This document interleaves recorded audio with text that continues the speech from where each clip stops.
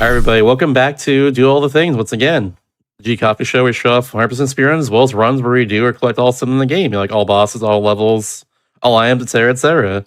Right now, we got 100% run Link to the Past in 1 second, but first, got to read off a few announcements. So, prize submissions are live for Awesome Games Done Quick 2024. If you're a crafty or have a unique gaming prize you'd like to submit, go to gamesdonequick.com for more info. Submissions for that close January 1st, so very soon, only a few days. So if you have a prize, get those in. If you want to see more Hotfix shows in the future, and want to know what's like the schedule in general for this week, or for next week in general when it gets up, go to gamesdonequick.com/Hotfix to learn about our shows and see what's coming up. And join us as well February 17th and 18th for celebration of Black speedrunning talents and Black joy, because Unapologetically Black and Fast is back. Submissions are now open for UBAF through January 9th. Use the command UBAF in chat for more information. I like saying UBAF personally for that, but I don't know. I like funny words. But yeah, do that for sure. But yeah, with that being said, let's get into the run. Hello, Enchan. How you doing tonight?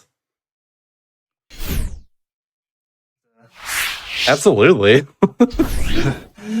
All right, but yeah, this is The Legend of Zelda: A Link to the Past, and I'm very excited to be here. As I had a GDQ run earlier, like 2 months ago, and I'm very excited to be back again. This time with a speed game that really got me into the speedrunning scene. So it's a very exciting opportunity to be a part of this. And today I am joined by Fricker22. Would you like to say hi? Hello, everybody. I'm Fricker22 here. I also speedrun this game and looking forward to some fun 100% nostalgia of a classic Zelda game. All right, then. So I guess without further ado, let's go ahead and get started. 5, 4, 3, 2, 1, go. Okay, so this is The Legend of Zelda: A Link to the Past for the Super Nintendo Entertainment System. It is the third Zelda game in the Zelda series, and the category is 100%. So in 100%, I have to get all the heart pieces, all the heart containers, I have to get all the items, I have to upgrade everything, I also have to complete all the dungeons. The opening every chest is optional, the maps and compasses are optional.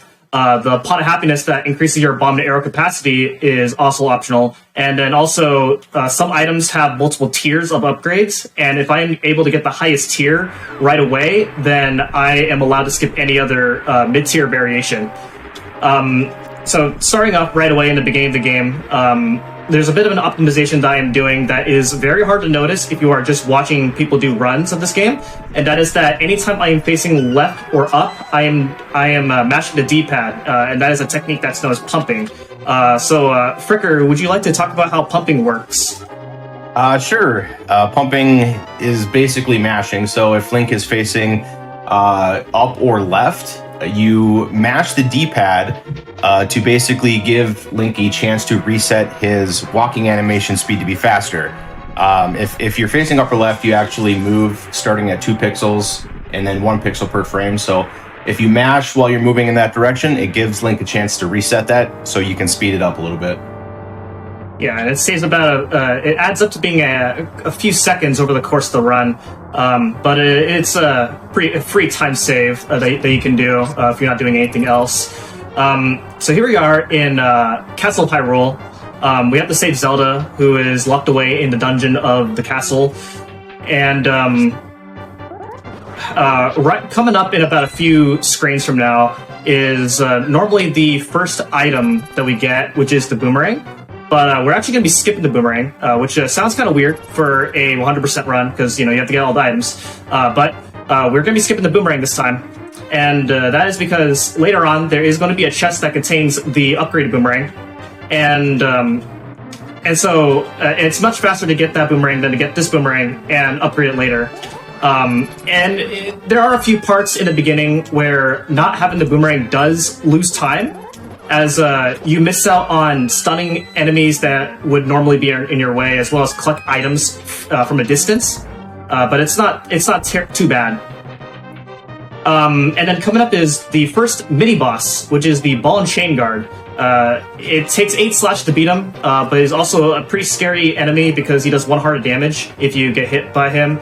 So it's a very scary fight right away. So we'll see how this goes. Okay, there we go. Not too bad. Yeah, it was a nice fight on the ball and chain. It's actually the first mini boss, kind of like an introduction to starting the game. So, like Amchan said, he can do a lot of damage, so it can be a little scary at 3 hearts going into it. Yep. I've not beaten this game before, but I remember fighting those enemies in like Minish Cap, for instance, and those things were absolutely terrifying. Yeah, even that definitely. one. They look terrifying. It's the giant chain. It's intimidating. Yep. So we saved Zelda, and now we have to take her out of the castle, and through the sewer section. You also saw I pick up the lamp. The lamp can also be picked up in Link's house right away in the very beginning, but it is faster to pick up the lamp in the jail than at our house. So as we take Zelda through the sewer section, we are introduced to the first bit of randomness. So enemies in this game, they start off in the same position each time, but where they start to move is random. So one of the optimizations comes down to reading and reacting to whatever enemy patterns are given to you through every room in the game. Yeah, it's basically what this first section comes down to, especially the back half, is just reading and reacting to the RNG and where the enemy is going to be, and just being able to avoid unnecessary damage. So we need Zelda and the lamp to move this out of the way in order to reveal the secret passageway into the sewer section. So here we go. So let's see what happens here. This next screen is kind of tricky to go through without the boomerang. Okay, so sometimes you can get like a wall of snakes to where you either have to slash them out of your way or just take a hit through them. But what I just got there wasn't terribly bad.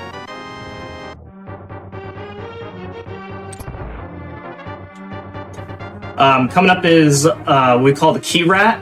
So there's a rat that has a key, and he can move in a few different directions. He can either be in the top left of the room, which you don't want to see, or he can just come straight at us, and he went straight at us, so that is the best RNG. Nice. Very good. That's what you want to see in that room. Yep. Okay, so a couple more screens left to go before we reach the end of this part. And in the last room, if you hold right going into it, then you skip a text trigger, which saves about a second. Sometimes you can get hit into the text trigger anyway, which in this case it didn't happen this time. And we're out. Nicely done. So, that treasure chest right there contains the only free heart container that you get in the game, and every other heart container you have to work for it.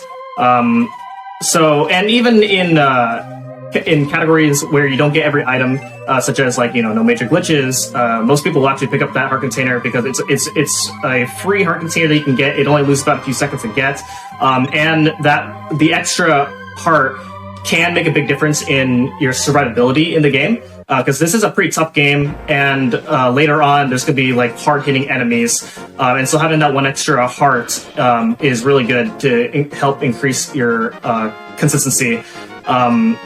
But it's 100%, so we have to get that heart container. So now we're going to be moving to East Palace, which is our first real dungeon. And on our way, this would be a good time to talk about that this game, every category in this game is split into 3 major subcategories. And that is that we have no major glitches, restricted, and unrestricted major glitches. And the variation of 100% that I'm running is the no major glitches variation, which is basically a run where you don't do any major sequence breaks. So you get to see what the game is like as if you remember playing the game, but just a little bit faster. And the other thing about no major glitches is we banned the use of save and quit. And so when you save and quit in the game, then you'll spawn at a different part of the overworld, which does save time, but not saving and quitting is kind of just a legacy rule set in the history of Link to the Past speedruns.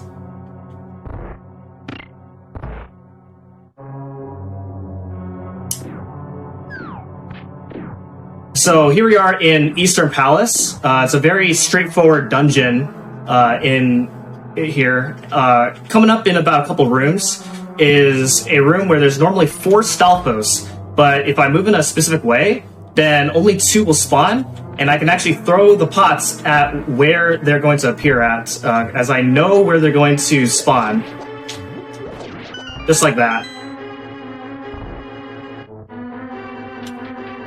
Nicely done. And I'm going to pick up a few extra arrows in case, in the off chance that I get unlucky and I don't get the arrow drops that I need towards the end of this dungeon. And then in about a few rooms from now is the first major sequence break. So normally, it's coming up in the room where we're about to get the big key. There is a bunch of enemies, and you have to defeat all the enemies in order for a group of anti-fairies to not surround the switch. But if I use the iframes, then I will grab the switch without having to kill any of the enemies. And let's see how this goes.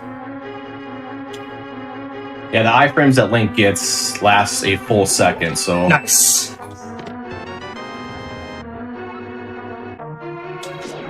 Yeah, that saves quite a bit of time, because you'd have to kill every enemy in the screen for those anti-fairies to disperse from that switch, so... Nice trick we use to go a little bit faster. So grab a few more arrows, and then we're about to get the item of the dungeon, which is the bow. So now we can actually use arrows, and arrows are pretty plentiful throughout the game, as the arrow management isn't very precise at all. Usually, the more arrows you have, then the more comfortable you are with like how aggressive you want to be with your strats as far as using the bow when need be. So we'll be stuck up on arrows whenever necessary. Yeah, it's not like a lot of other Zelda games where you have to manage your your bomb count or your arrow count. They're pretty much everywhere in this game. Yep. Alright, M-Chan's coming up on the first boss, Armos. So what he's going to do, he's going to do a top right strategy where he's going to actually fire 5 arrows to the right and then the rest of the arrows down in a specific timing pattern to actually get that's not good. One broke free there. That's okay. So with this Armos, you can get a quick kill, but here, as you see, he regenerated in red, so he got full health, which isn't too bad, so we had enough arrows at the time. Only a few second time loss, but still a pretty good fight. Yeah, so what I was trying to do, and what Fricker was trying to explain, is I was trying to do that fight in a way where the last Armos won't turn red by the time I kill all the other Armos Knights. But I shot 1 extra arrow at the beginning, so I killed the one that I want to save for last. But that's okay. Not a big deal.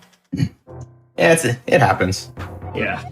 So now we're going to go to Sahasrala's hut over here, now that we got the pendants from the first dungeon, and we're going to get the Pegasus Boots. So the Pegasus Boots is an item that lets you go really fast. So the pacing will start to pick up from here, well, we're going to be dashing quite a lot. So we're going to go back over here and grab some bombs as well as some rupees, as we do need those for later on. And then we're going to be doing the first trick with the Pegasus Boots. So we'll see if I can get this. Yeah, this will be the super speed that he's activating here. So he's going to release a spin and then hit the dash 1 frame after the spin release. Sometimes it's a little finicky. Okay, I'm just gonna go. I'm wasting too much time. There's plenty of other instances where we do super speed with the spin speed technique, so we'll be able to see it plenty of times throughout this run. But basically, the cool part about it is you get super speed, which is dashing speed. But the cool part is with dashing speed, we don't bonk into anything, and we can utilize that as much quicker movement around the map. Yeah, and it is specific to Japanese 1.0, so this would be a good time to talk about the version that I'm playing on. So I'm playing on Japanese in order to save time on text. There's fewer text boxes in the Japanese version.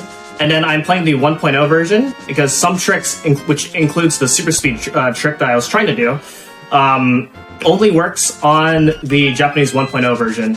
So that's about a minute save overall, along with the fewer text boxes, which is another minute save. So it's about a couple minutes that you save over the course of the run, playing on Japanese 1.0. Yeah, the Japanese text actually saves us quite a bit of time. It's a lot faster, and then obviously they can express what they're trying to say in less characters in the Japanese version. But the more important thing in the 1.0 version, it allows us to do many minor glitches that we utilize in this run. Mm-hmm. Alright, so on our way, now that we got the Book of Medora, we're going to head on down to the desert, and we're going to be taking on our second dungeon, which is Desert Palace. So Desert Palace introduces how useful dashing is, as there's going to be long hallways where they really want you to utilize dashing, as it's much faster to dash than to walk across the long hallways. So the general rule of thumb for dashing is if the destination is about 4.5 tiles or more, then it is worth dashing, and for shorter distances, then it's worth walking. As you might see that anytime I'm dashing, there is the startup animation whenever I'm dashing, so it is not worth dashing every single time. As much as we want to go fast, sometimes it's not worth it. Yep. It's like I always say, sometimes you gotta go slow to go fast, you know? Yeah. Can't go too fast. Always keep them guessing.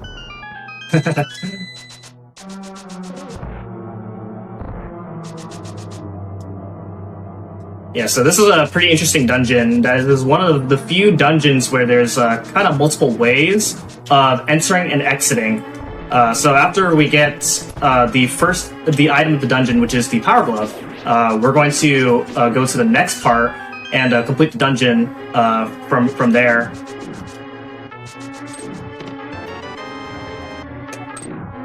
Yeah, the Power Glove in this dungeon is going to allow us to pick up specific rocks that we need to. More importantly for this dungeon, to get to the boss.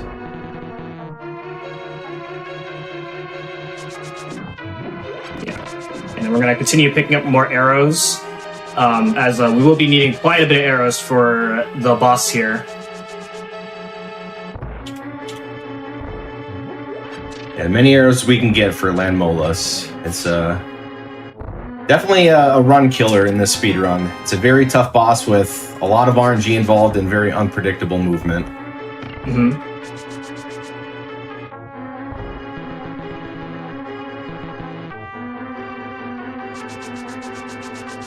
We're just making our way through Desert Palace here, about to exit and then enter the second half of Desert Palace via lifting up the rock with the... And then on the way, we're about to get our first heart piece.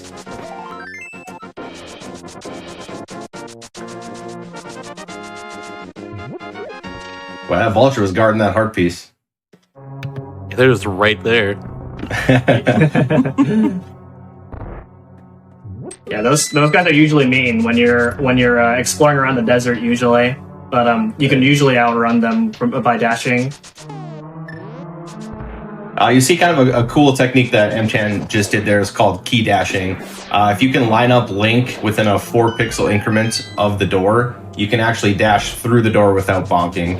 It sounds kind of hard, but this game has very convenient placements of torches and rails and walls. As long as Link is lined up with one of those, you're typically 4-pixel increment away from the door, and then you can just dash right through it, which is pretty cool.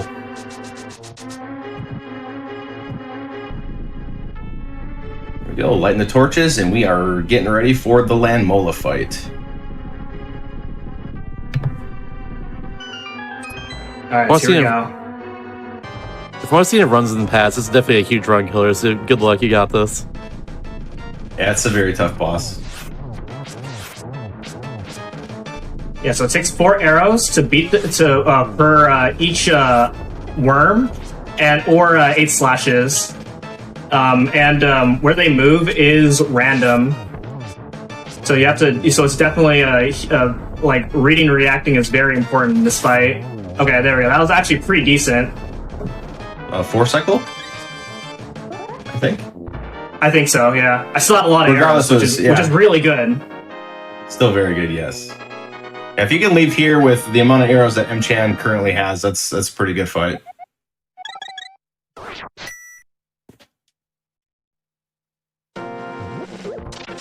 All right, so now we are going to So if you're really good, then you can defeat that fight within 2 cycles, and by 2 cycles, it's the worms coming out of the ground 2 times. But it's also random whether you get the 2 cycle or not, because Landmollas can do a short hop, which means they are out of the ground less times, which means you have less times to get arrows in. We spend many hours on that fight as speedrunners, and sometimes we just don't even get better at all. So coming up is the next Japanese 1.0 glitch, which is fake flippers. So right now I don't have flippers, which means I cannot swim. However, if I screen transition on, if I jump in water and screen transition on the very last pixel before the screen transition, then I can swim in the water. And this is convenient because I'll be swimming into a whirlpool that'll take us a little bit further than where I'm supposed to go, and that saves about 6 seconds if all goes well. It can be a risky trick because if I get hit somehow, then the game soft locks because the game doesn't know where to put me. But we made it through, no soft locks, so the run continues. Easy every time. We take those. Easy every time. All right, and there's the super speed trick that I was attempting to do. So there we go.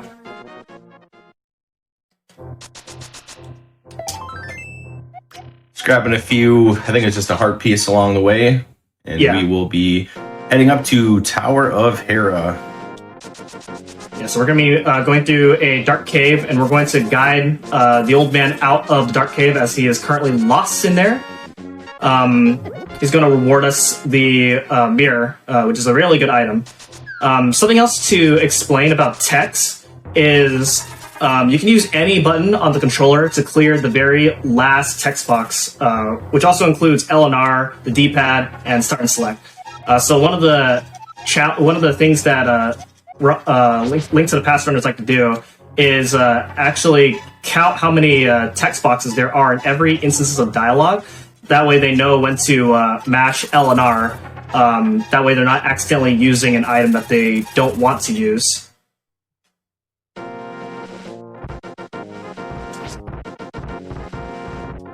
Yeah, this mirror actually is utilized quite a bit in this run that the old man gives us here. We can actually use it in dungeons to teleport to the beginning, which you'll see that we use in Tower of Hera and a couple other dungeons later on. Plus, if you use it in a cave, you can erase blocks. Yeah. All right, so coming up is our first bomb jump. So would you like to explain bomb jumps? Yeah, so this bomb jump is a little bit different than most, but typically you can Link can bomb jump 2 tiles as long as you're within 4 pixels of the edge. The bomb jump just boosts you across. This specific one is a little bit larger than 2 tiles, so M-Chan will do a specific setup where he lines up his sword, and then once he gets boosted by the bomb, he's going to slide along the right wall. It just avoids going all the way around the mountain and up if he falls down, so nicely done. That's kind of a trickier bomb jump than normal, so. Yeah.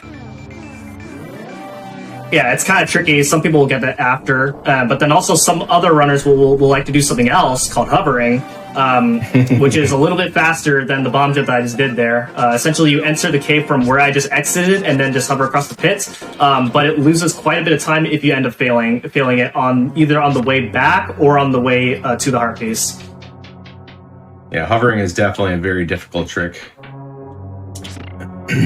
So this is the Tower of Hera, and so as Fricker was mentioning, the mirror is really good in dungeons. As you warp back to the very beginning of the dungeon with the mirror, which saves backtracking, and that's really good for dungeons where you go back and forth a lot of the times.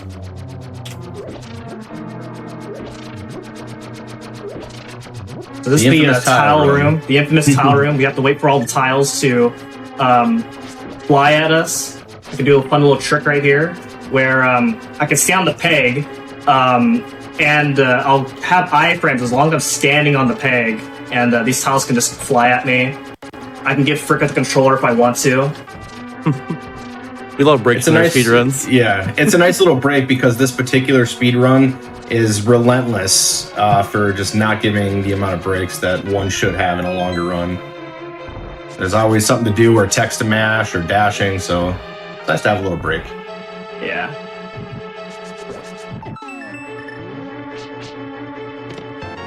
So get the big key, and then we're going to warp out of here, and then now we're going to climb to the rest of the dungeon. And coming up in a few floors from now, we're going to be performing another bomb jump. So the item of the dungeon is the Moon's Pearl, and normally to get the Moon Pearl, you have to go to the top of the dungeon and then fall down in a specific way of a certain pit. But we're going to boost our way across the gap in order to get the Moon Pearl that way.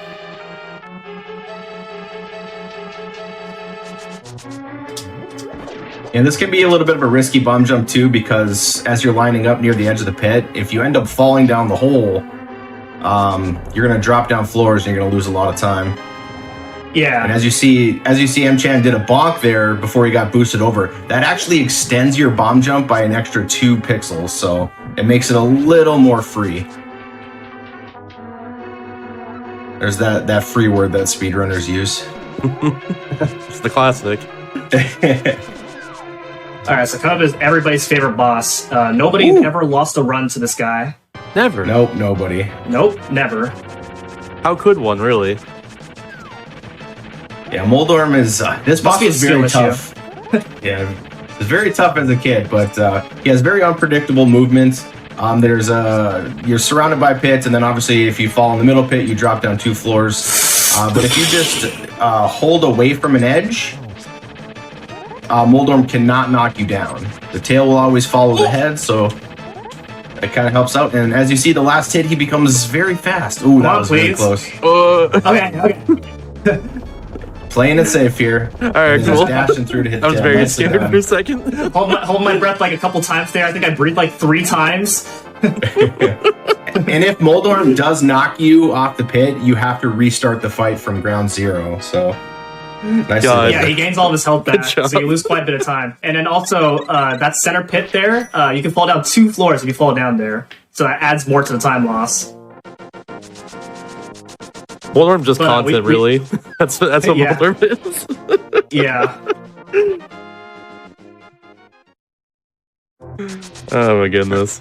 So when M-Chan you is fight multiple times, then you start to kind of recognize some patterns, but you can never truly predict what Moldorm's going to do.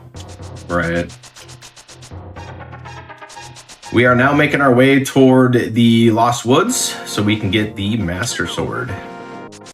Yeah, and then after we get the Master Sword, we need it in order to defeat the Wizard Aghanim, who has taken over Hyrule, and then after that, that'll be the end of the game, right? Yeah. Yeah. This is a quick 100% run. Come and way underestimate. That's ridiculous. Yeah, save time on the show. Woohoo! Wait, I have nothing after this. Oh no, heck, oh frick. Oh no. No!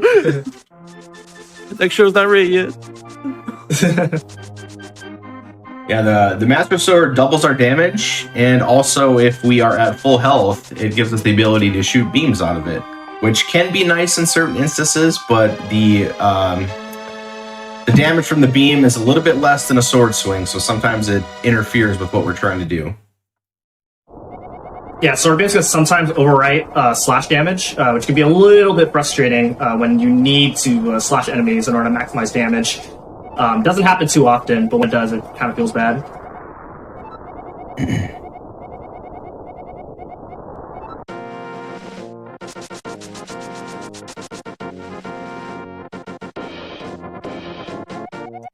And oh my gosh, Zelda's been kidnapped again! What? No way. Wow. Doesn't happen. Who would have thought she gets kidnapped twice in a Zelda game? You'll see M-Chan grabbing the mushroom here. It was there on the way there, but even if we grab it on the way there, it's going to be there on the way back anyway, so we'll grab it there. It's ever so slightly faster to get it on the way out. Picking up some miscellaneous heart pieces. Yeah. And so now we have to go back to Hyrule Castle, and we're actually going to go to a different part of Hyrule Castle, known as the Castle Dungeon, or some other people like to call it Agnes Tower. So essentially, it's a gauntlet of several rooms fighting through several enemies. So it's we'll see what happens as we go through.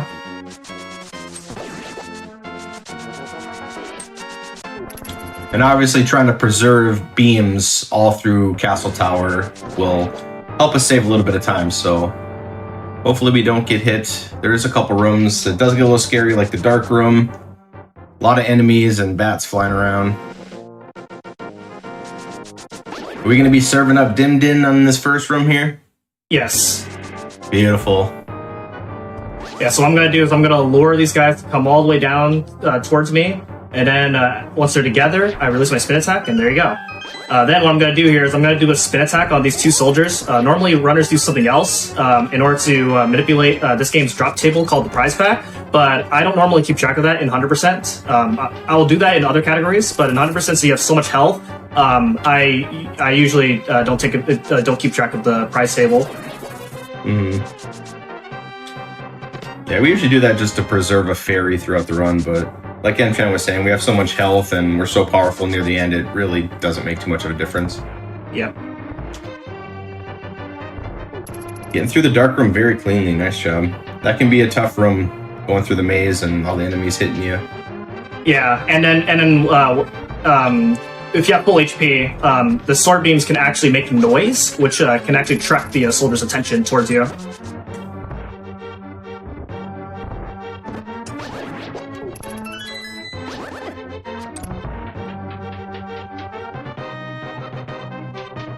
Alright. I'm going to use arrows on these guys. Okay. Oh, he did not want to cooperate. Yeah, no. He usually moves to the left part of you there, but he just stayed at the top. And then this room right here is much easier with the boomerang, but I do not have the boomerang, so I have to come up with something else. That room went really well, so that's good. And now coming up is Aghanim. So I want everybody in chat to get your guesses in how many blue balls it's going to take me to defeat Aghanim.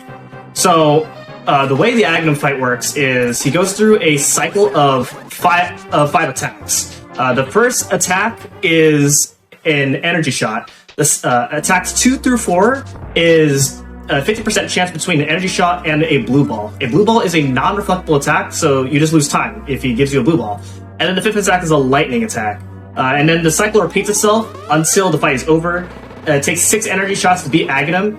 And so, assuming you don't miss any of the guaranteed energy shots, then the unluckiest you can get is 15 blue balls. It is very rare that only 2 runners have ever gotten that. Whew. No kidding. Yeah, 15 is brutal. I'm going 5, by the way. I guess 5. that during I guess that during 3. Yeah, so I was on Archipelago the other day on the hotfix, and I guess 5 when Fan was doing this for SMT3. Alright, so that's 1. You got 3 in the end though, but yeah. Yeah, 3 is very common. Okay, so that's 2. Okay, we got 3s, 1s, and 8s in the chat. 19. 3 blue balls. Someone gets 15 earlier, which is very mean. 15 would be very sad. Yeah. I agree. But we're out of contention also, for 15, by the way. 15 would be tied world record though, so that's pretty neat. I think at this point it's currently impossible, but yeah. I don't know if Mchan said this earlier, but every 4th turn for Aghanim, he does a lightning cycle, which also loses an additional 6 seconds. Yeah. Amazing on that, by the way, lost count. We're at 4 right now. Whew. Oh, we're on pace. Alright, also, 4 it is. knows, yeah, he knows when you have good runs. If you're on a good pace, he'll give you like 7 blue balls. Yeah, and then if your run is really bad up to this point, then he gives you 0. Yeah, the game knows. Yeah, It's programmed. Hey, we are finally in the Dark World. That's right. Yeah, so we are in the Dark World. We were in it earlier in Death Mountain, but this is when we're really in the Dark World. So in the Dark World, we have 7 extra dungeons that we have to do, and in order to save the 7 maidens, that in order to release the seal. We have to do the first Dark World dungeon, and then after, because the item of the first Dark World dungeon opens up the Dark World quite a bit, and then after we do after we complete the first dungeon, then there is a set order that the game wants you to do the dungeons, but you can actually do the dungeons in several different orders, and so we take advantage of that by actually doing the dungeons in many different orders.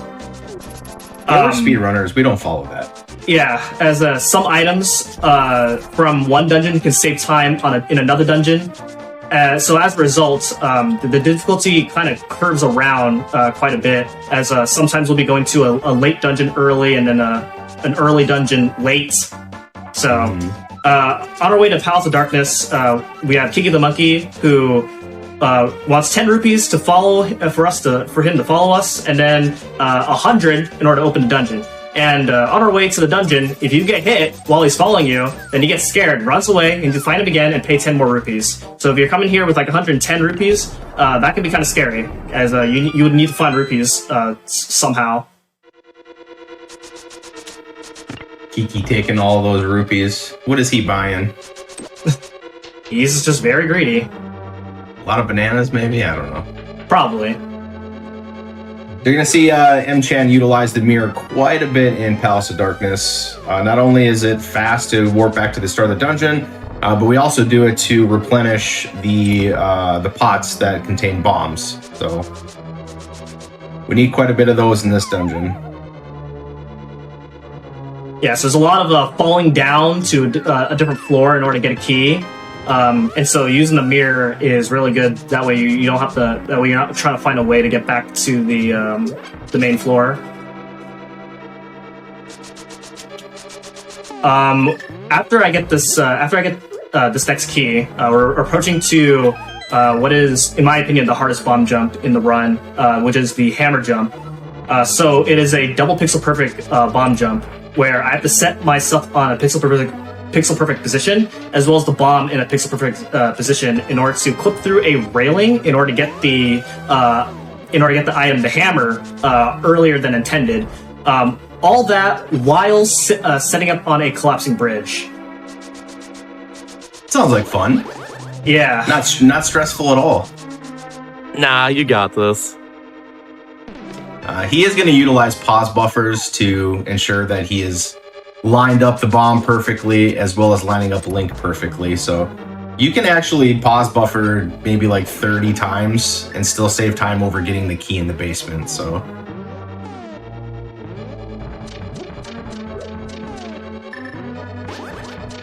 nice. That was really fast. beautiful. Good stuff. Yeah. So what that saves is having to go across the bridge, go to an extra room and get 2 extra keys, as well as go through the dark maze. So you save quite a lot of time in this dungeon doing this trick.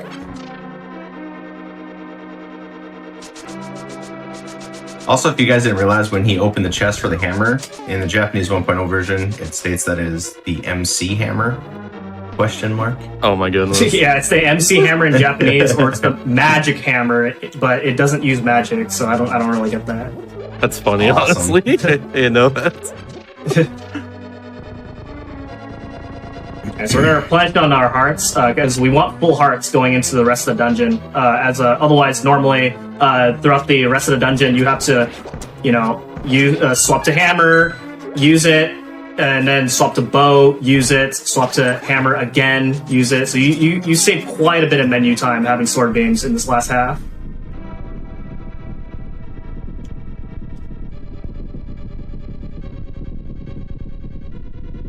These long wall moving cutscenes. I think there's 3 wall moving cutscenes in the speedrun. Desert Pod and Mire. Yeah, that sounds right. So right there, use the sword means to hit that switch without having the menu to bow in order to use it. And then coming up is the turtle room. The turtles move randomly, and if they don't give you a good pattern, then you just have a ride with these guys. We call it having a turtle party because they just come at you everywhere. And now coming up is the Helmosaur King fight. So would you like to talk about Helmosaur King? Yeah, so Helmosaur is a bully. Any hit from Helmosaur does 2 hearts of damage. It actually takes us 17 hits to knock off his mask. We're utilizing the hammer to do that, and we're holding our sword out just to give us a little bit more protection. He does spit out fireballs and swipe his tail, and he will charge at you, all of which do 2 hearts damage. Once his mask is off, he does all of those moves combined, and he speeds up a little bit. And then it just takes a combination of sword spins and sword swipes or arrows to kill him. So, good fight, Chen. Yeah, that was really good.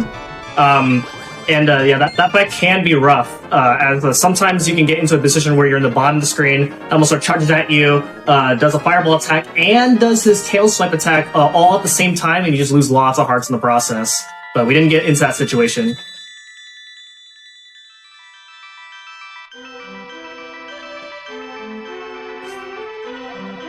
Alright, so that's the first Dark World dungeon down, and now we are going to, and now that we got the first Dark World dungeon, we are going to be, as we said earlier, we are going to be doing the dungeons out of order. And on our way to the next dungeon, this is actually one of the longest stretch without doing a dungeon for a while. So we're going to be starting to collect a lot of stuff.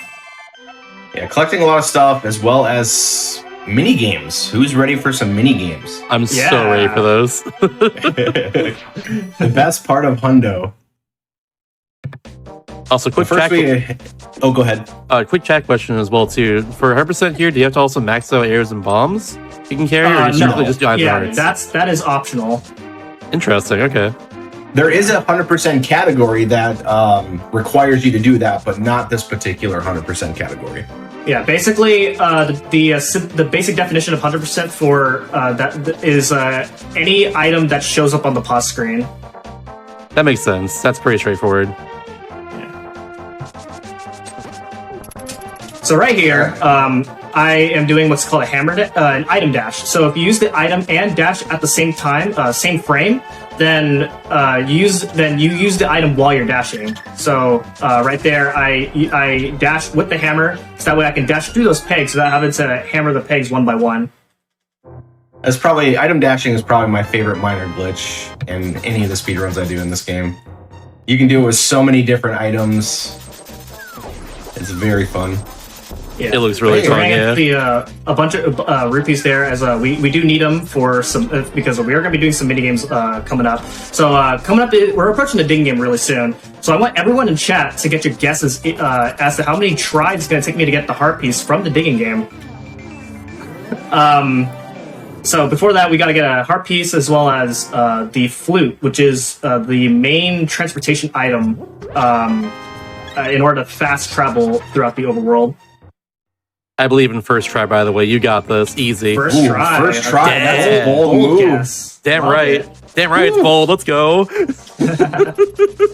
One could only dream of first try dig.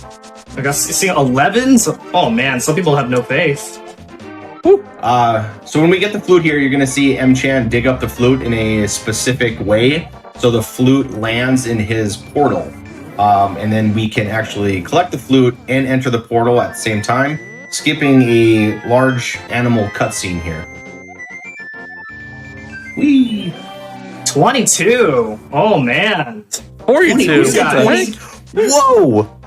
I'm pretty sure the record dig game is, I think I want to say like 60?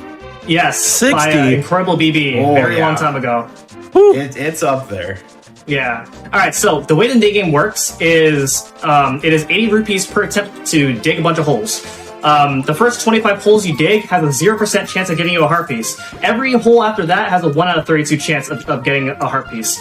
So if you dig optimally, then your odds add up to be 1/3.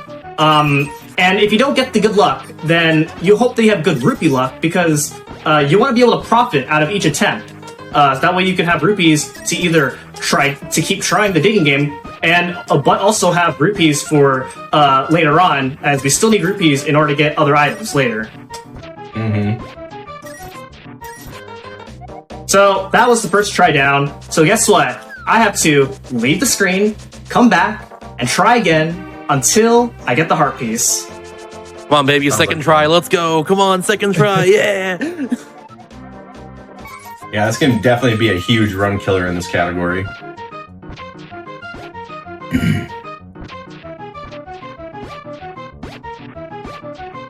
Yeah, so if you so my PB is 148.44, but the estimate is 2 hours, and that's to compensate for the off chance that I get very unlucky, because you can lose several minutes here for seemingly no reason, and that's just the nature of the RNG. Okay, there we go, second try. Let's go. That's still really good. Very, very good. Told you a second try. All my faith is there. Second try, first try. But don't worry, we have another mini game after this. It's okay. So it's not over yet, because we have the chess game, and while that is fast to retry, you could still lose. You could also lose several minutes there if you're very, very unlucky. If you look at the leaderboard of this category, not very many runners actually run this game, or actually run this category, and most of the names that are even on that leaderboard, they don't run this category long term, and that's because it comes down to a point where your times come down to getting good digging game and chess game luck. And the unfortunate part is that it's about 40 minutes into the run, and so you can have the run of your life for the first 40 minutes of the run. You're nailing everything, and then all of a sudden you just lose too much time on either digging game or chess game, and so not very many people will run this category long term as a result. Yeah, it is unfortunate too, because this category is so much fun. It's a great game, and then just being able to get all the items and have fun with it. But yeah, digging game and chess game can be a giant roadblock. Hey, we got the bug net. Let's go. Yeah, the bug net is used to store items into bottles, which there will be one point where I'm going to store a fairy in a bottle as a safety for a very difficult trick later on. Well, we'll explain more when we get to that point. So we're going to activate the flute here to this weather vane, which will activate this flying duck, which is our fast travel system. And right here I do an item dash, normally you have to wait a few seconds in order to use the flute. But if I item dash, then I can actually activate the duck right away.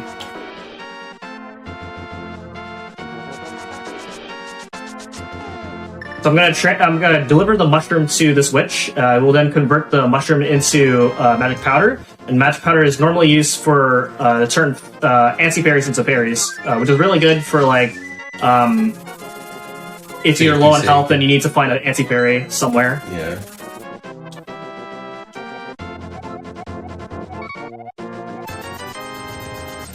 Alright. We have just picked up our second bottle. Yeah, second bottle. Then we're gonna grab a couple more heart pieces, and then coming up will be the chess game. So again, get your guesses in chat as to how many tries it's gonna take me to get the heart piece from the chess game. So the way the chess game works is it is 30 rupees to open up 2 chests. And the contents can either be bombs, arrows, rupees, and a heart piece. To get a heart piece, it is about a 1 in 8 chance. In the Japanese 1.0 version, there is a glitch where you cannot get the heart piece on the first chest that you open, so you just have a straight up 1 out of 8 chance of getting a heart piece on the second chest. 1 out of 8. I like those odds. Yep. I'm gonna go third try. Third try. All right.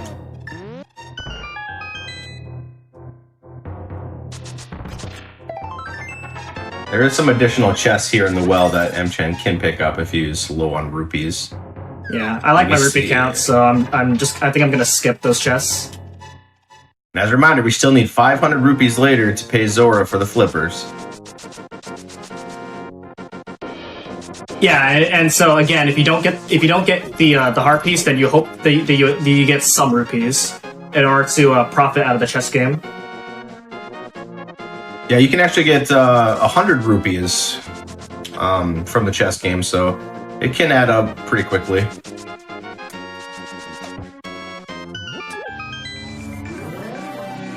There's that hammer dash. I love the way that looks. It's just so smooth. Yeah. All right, here we go. Chess game. So, wish me luck. Good luck. I'm seeing a bunch of 2s, 3s, and 4s, so everybody's having faith in me this time.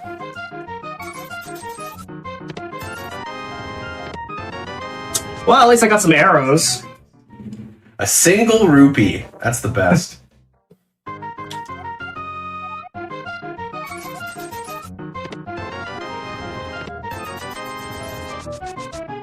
Man.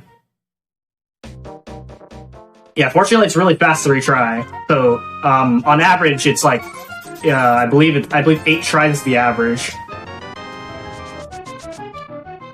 And for anyone curious, the worst anyone's gotten in chess games is about 80 tries by Glenn.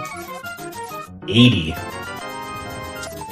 Okay, That's so I think that was 4th try, so that's actually pretty good. Yeah. Second dig and 4th try chess game. I'd take that. Good stuff. Good stuff. Yeah.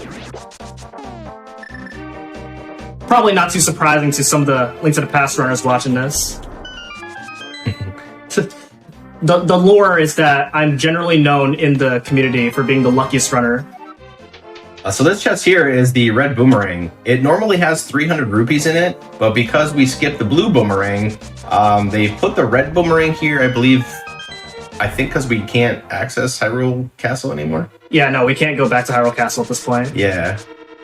So the game wants to be nice to you. Like, hey, you forgot the boomerang, but we'll give you a better one here. Yeah.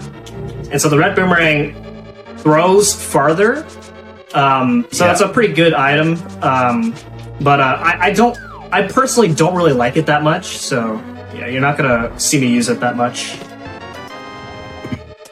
So we are in Thieves Town right now, which is actually the 4th dungeon. Yeah, and we're doing. So we skip dungeons 2 and 2 and 3 in order to get to dungeon 4 as early as we can. We do this out of order because this dungeon holds the Titan's Mitts, and having the Titan's Mitts gives us access to a lot of items that we have to collect, but more importantly, the Tempered Sword, so we can get a little bit more power in our damage. Alright, so coming up is the Heck Way. Try to keep it friendly here. It's a moving conveyor belt with these enemies that move randomly. Okay, that wasn't too bad. Oof. So there is a pixel perfect position. I was 1 pixel off, but there is a pixel perfect position where you can set up a dash and go straight through. But it's also random if you get even if you get the position, because the enemies just get in your way and then you don't get the dash.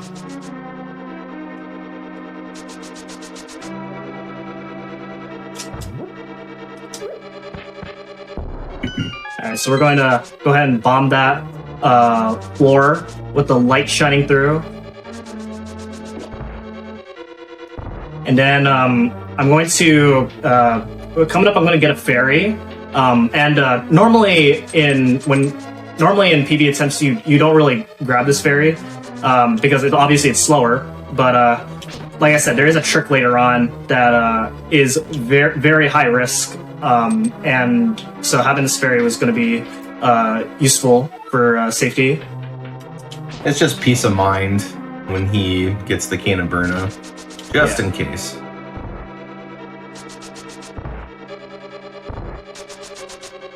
All right, so we are about to grab a maiden. This is an actual maiden, right? Yeah, and so okay, good, all right. So she wants us to take her out of dungeon, but if you actually try to do that, she's gonna be like, I don't want to go there. And why is that? Spoiler. She might not be a maiden. Wait, I don't know that. This is a blind playthrough. Oh yeah, okay, gotcha. Definitely a maiden. So there is the Titan's Mitts, and now we are just making our way to the boss room. Blind is the boss of Thieves Town. Blind can be easy for speedrunners, but definitely difficult for a casual runner. Blind, it doesn't matter what weapon or upgrade weapon you use, so... Oh yeah. It's blind! What? As long as we hit blind in a specific way every time, it takes 3 hits for each phase, only 3 phases, and we basically get the same pattern every time, as long as we hit blind in the same way. Nice. Yeah, messed up a little bit, but we still got the fight that we want. Perfect.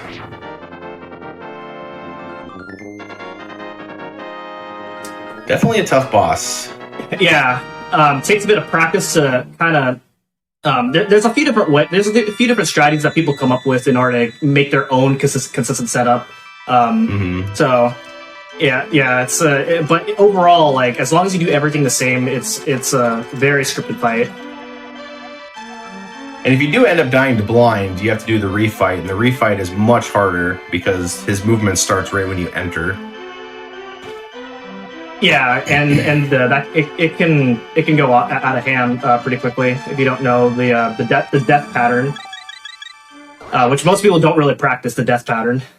Right, your run's just over at that point. Yeah. All right, so I still need rupees, so I'm gonna go over here to this house and pick up 300 extra rupees, and then we're set for rupees for the rest of the run.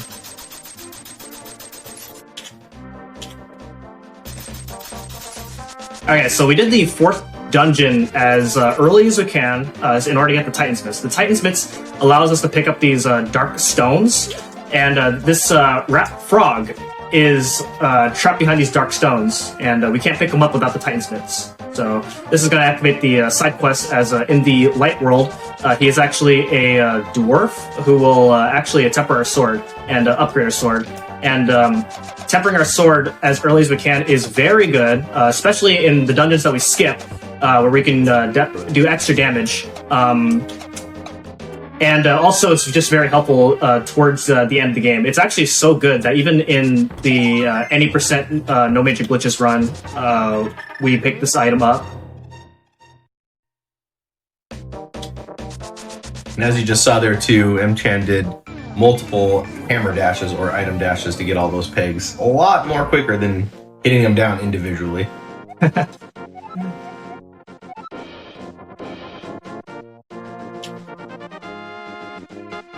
Yeah, now we get to pay the blacksmith 10 rupees to temper our sword.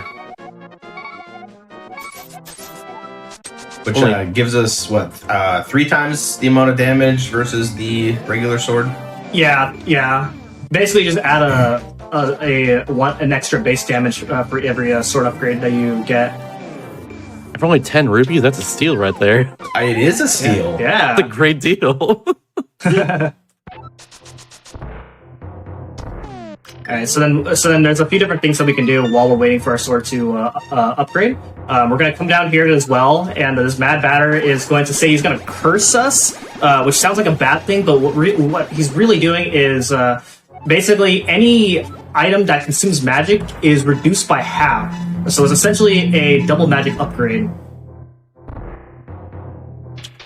Yeah, when I was a kid playing this, I thought the magic bat was a bad thing. I thought all magic... Yeah, like, a lot of people flop with that. Trickster. Yeah, but this allows us to be a little bit more... Because normally without half magic, there are some strats where you have to be aware of your magic meter for dungeons where you have to use a lot of magic. But since I have a lot of magic at this point now, I can aggressively use magic consuming items in order to save time on some strats later. Nice. Okay, so what I just did there is I used the flute on the frame that I said on the frame after I said yes, which allows me to warp away quicker. And we also got our 3rd bottle. Okay, so coming up is Skull Woods, which is the 3rd dungeon, and it is the 3rd dungeon that we're doing, so I guess in that sense we are going in order. So Skullwoods is a very complicated dungeon because there's like several different ways to go about, and the intention is that you're going to get lost. But I went through this dungeon several times that I know how to go through this dungeon, so I'm not going to get lost. But the difficulty behind it is there's a ton of hard-hitting enemies, so we'll see how this goes. Starting off in this first room, in my opinion, this is the hardest room of the dungeon right away. This is one of the worst rooms in the game, actually. Yeah, so basically these Gyptos, they move around based on your own movement. And so like they can be very erratic if you mess up that this first round.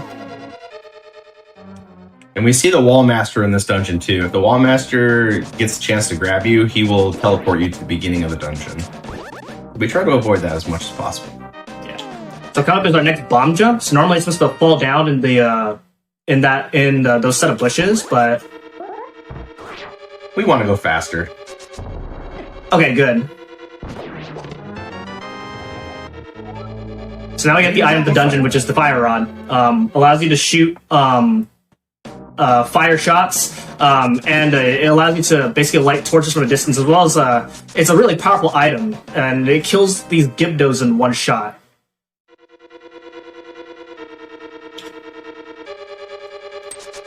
So now that we got the big key and the fire rod, we're now going to go to the main part of Skullwoods and complete the dungeon.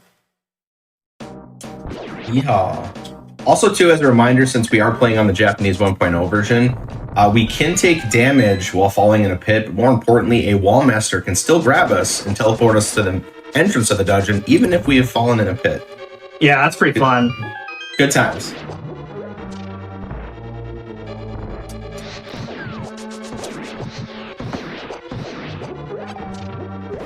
Okay, get out of here. Oh, we're just lighting all the mummies on fire. Yeah, they tend to get in your way very easily. Alright, so coming up is Mothula. Mothula can go either really well or really wrong, and there is no in between. Let's see how this goes. And we will see Mchan setting up a double hit here, where he holds his sword out and he dashes. Nice! That was really fast. Yeah, he behaved, or I should say, she behaved quite well. If you hit Mothula into the spikes, it overrides your damage, so Mothula doesn't take any damage. So if Mothula decides to hang up in the spikes, it can be kind of troublesome and lose quite a bit of time in this fight.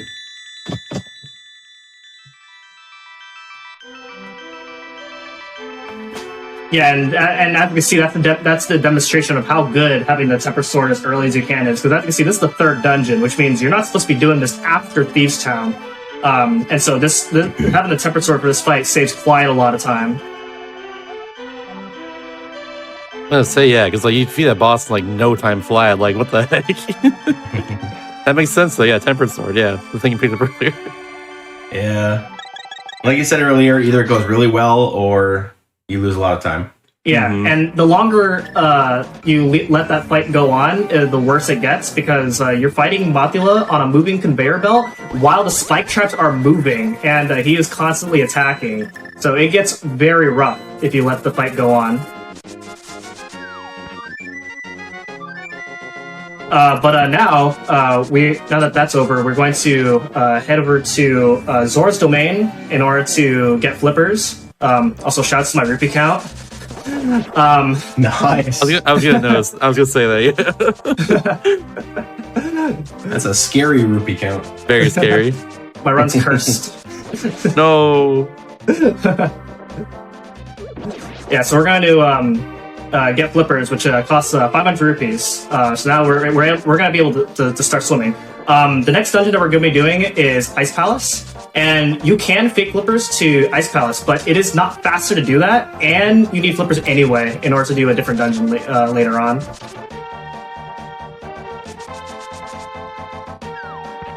$500 is a lot for flippers. I don't know about this. Yeah, I don't know. I feel ripped off. He's teaming up with Kiki. All these rupees.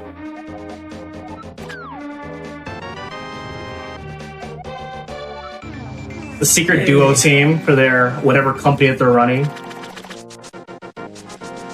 And Catfish just gave us Quake, which we will utilize to open up a dungeon later on in the run. Yeah, that's one of the 3 medallions, and the medallions are really powerful items, but the animations take so long that we never use them other than their required purposes in the speedrun. That's a shame because Bombos is very cool. Yeah, I love the Bombos is my favorite item, but it never gets used in the speedrun.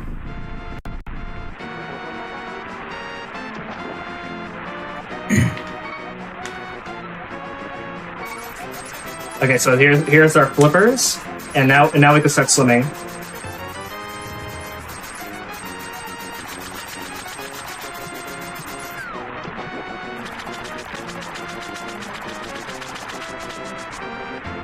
All right, so Ice Palace is, in my opinion, my favorite dungeon. But when many casual players think of Ice Palace, they kind of dread it because it's a very long dungeon. There's like a lot of floors. There's ice physics, several puzzles, lots of backtracking. But in the speedrun, Ice Palace is a very short dungeon because it features the biggest sequence break of the entire game, which is another bomb jump. And with this route, it is required to do this bomb jump because otherwise, you need the item from the second dungeon, which we don't have currently. The item of this dungeon is blue mail, and we're not getting blue mail at all. In fact, actually, we skipped the big key entirely. This is the only big key that we skip in the game. And due to the fact that we're skipping blue mail, it makes later dungeons a little more scary because the enemies will hit a lot harder, and then also the game intends you to have the blue mail, so it can be a little scary going forward after this. Yeah. But we have more hearts than otherwise intended, so it hopefully not too bad.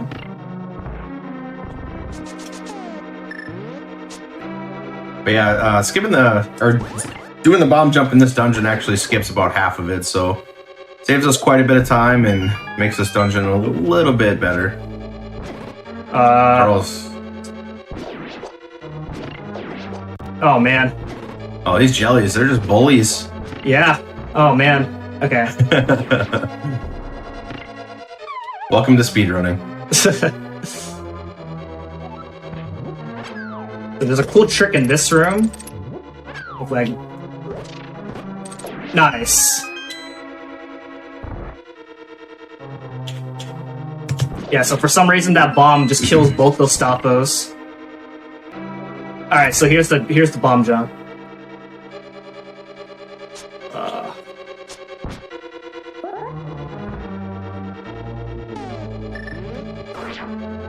Good! Beautiful.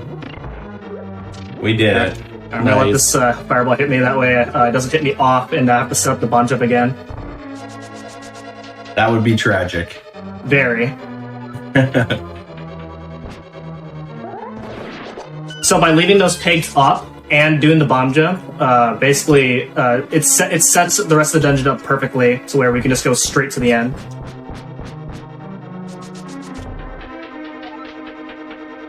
And the boss, the boss of this dungeon is Cold Stare. Cold Stare is very powerful. Like I said before, the game intends you to have the blue mail. So us sitting on the green mail here, the Cold Stare boss, I believe, does 4 hearts of damage, so it can be pretty scary. So basically, we need to use our Fire Rod to destroy the ice shell protecting Cold Stare, which would be 8 Fire Rod shots. Normally a little scary, but since M-Chen has half magic, we can do that and use the Fire Rod afterwards. But once the shell is broken, Cold Stare will split into 3 different puffs that'll kind of make their way around the boss arena here. And we will utilize a spin, some slashes. Very nice. Oh, you got the Good Fire stuff, Rod nice. that hit all 3 of them. Very nice fight. Yeah, so normally on the second phase it takes 6 slashes, but the fire rod does extra damage, and normally a full magic bar is exactly 8 fire rod shots, but with half magic, you can fit in an extra fire rod shot in order to do more damage to those puff balls. And if that fight goes out of hand, then it can be very scary because, as Fricker said, the Cold Stare does 4 hearts of damage because you're supposed to have blue mail. And if you die, you lose a lot of time because there's not a good way to shortcut this dungeon. Oh, this run's been going by so fast. I forgot you actually need to take a break at this point. Oh, right. Yeah, remember? Yeah. Forgot about that. So we cool right there. Do that now? Yeah, I'd say now is probably a good time. I'd say. Okay, yeah, all right. You've been killing it so far. I've kind of just forgot about this entirely. It's kind of thing you gotta do for Hotfix. So, yeah. All right, I'm ready. All right. I'm paused now. All right, cool. So in that case, yeah, we're gonna take a quick break real quickly, and we'll be back in just a minute with the rest of this run. So stick around for that. And yeah.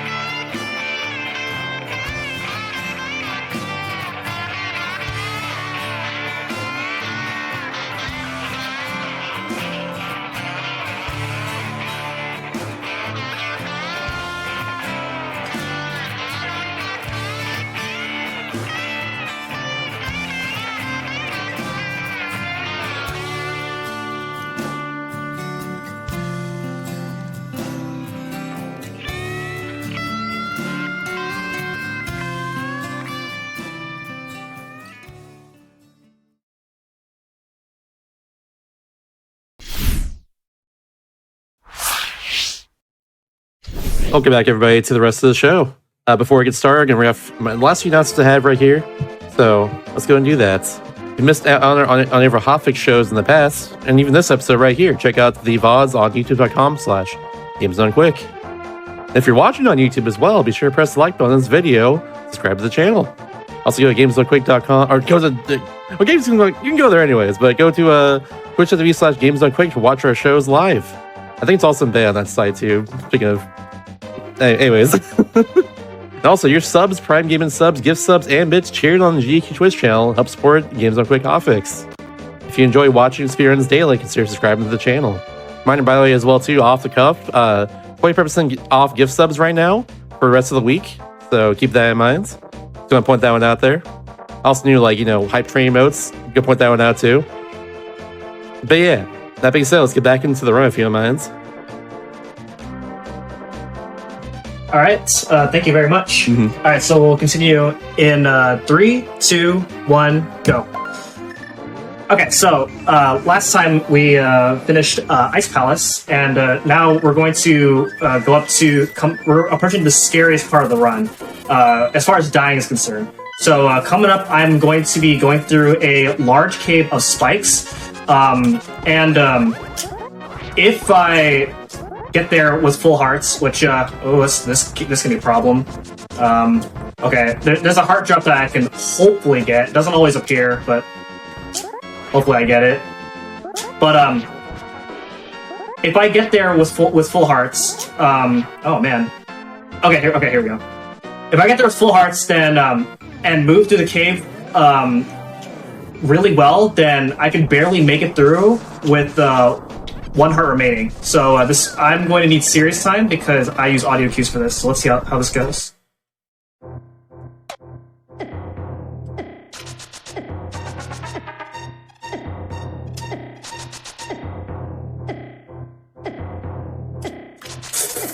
That's not going to work. Oh, man. Well, good thing we grabbed the fairy. Yeah. I misinputted one of my dashes there, and so yeah, as you can see, one slight movement error, then that 1 heart it's over. Yeah, the cave movement here is very, very tight. Okay. Want to get this super speed here because it saved like 3 seconds on the way out. But yeah, so as you can see, the Cane of Burna allows you to be invincible. So I'll able to use the Cane of Burna in order so that way I'm not going through those spikes again. It's pretty funny how you get the invincibility item right after going over a heckload of spikes like that. Yeah, I love when games do that. Reminds me of go ahead. Yeah, there is an older route where you get the item that you're supposed to have, which is the magic cape, in order to go through that spike cave the intended way. But with this route, we haven't gotten the cape yet.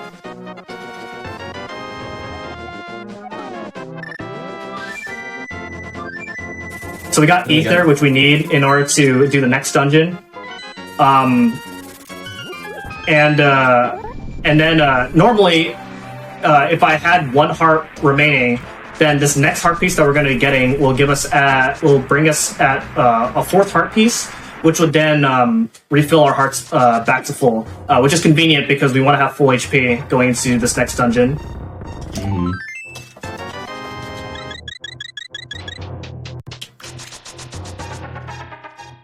And also, going into that portal there to get to the Misery Mire area, M-Chan picked up the rock from the bottom. He actually set his altitude for a glitch called Spooky, which we will explain a little bit more into this dungeon. Yeah. It's gonna look really weird, but well, we'll explain once we get inside. Alright, so this is Misery Mire. In my opinion, my least favorite dungeon in the game. So it is the 6th Darkwold dungeon. So you're supposed to have completed Ice Palace, which I have, but I didn't pick up Blue Mail. So some of these enemies, such as these whiz robes here, they do 4 hearts of damage, which is really bad because you want to manage your health throughout this dungeon, because the fastest strategy in beating the boss of this dungeon involves a ton of intentional damage. We also take intentional damage to grab a key that's on some spikes here in the next room.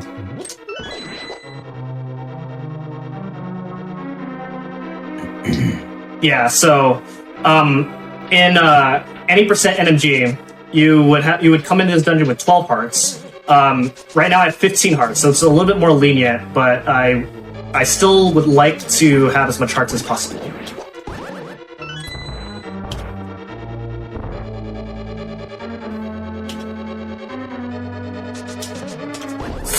And coming up here too to... Oh, man.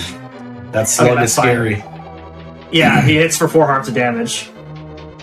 So M-Chan needs to light these 4 torches. You're going to see a minor glitch here where we move a block, and during the movement of the block, we shoot our fire rod, giving us the ability to hit that torch without having to move all the rest of the blocks.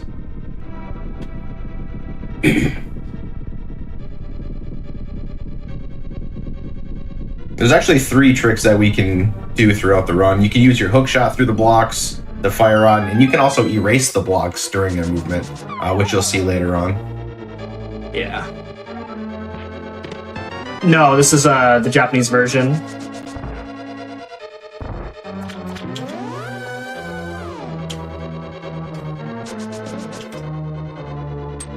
So coming up is the Cane of Samaria, the item of the dungeon.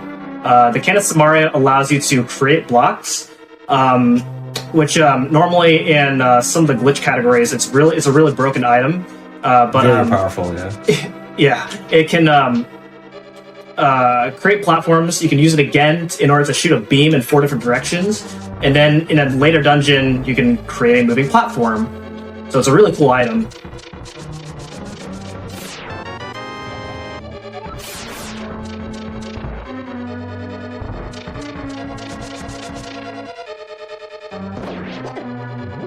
And here comes the intentional damage on the spikes that I talked about earlier. Yeah, luckily, so we have a lot more 3 hearts than normal. Yep. Okay, so this would be a good time to talk about Spooky Mire glitch. So Spooky Mire... So basically, once we get into the dark room here, M-Chan is going to kick up some dust. And what that's, I guess, called in terminology is ancilla. So what we're basically going to be doing is we're going to be setting that to basically give the altitude of our fire rod to hit a switch higher in multiple rooms. So once that has been set, you are going to see M-Chan shoot his fire rod at this spike here in this room, and it's going to activate a switch higher above in the room. And then in the next room, he's going to shoot his fire rod at an anti-fairy, which is also going to activate a switch in a higher room. And then the last part of Spooky is he's going to shoot his fire rod at a lamp, which will hit the switch just above that in this room. So it saves a total of like 12 seconds or so. Kind of one of the between the 10 and 12. finds. Yeah.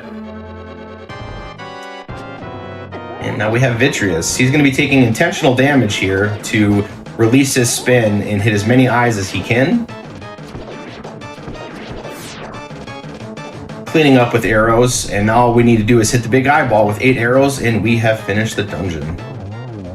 Yeah, very nice. If you mess that fight up, then it can be very scary. Those eyeballs hit for 4 hearts, and if you're too low to take any more damage, then you just hope that you survive the fight. Fortunately, in 100%, I have the Cane of Burna, so I can use the Cane of Burna to just be invincible for the rest of the fight if it went wrong. Any percent, no major glitches does not have that luxury, so you just pray and if you mess the fight up.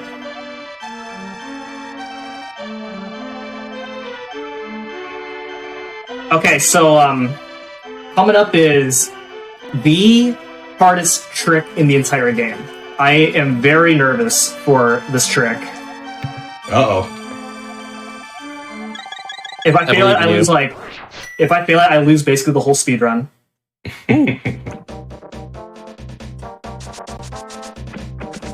That means easy first try, though. You got this. Yeah, hopefully. Yeah. I'm very confident he will get it first try. I've been practicing so hard for this very moment.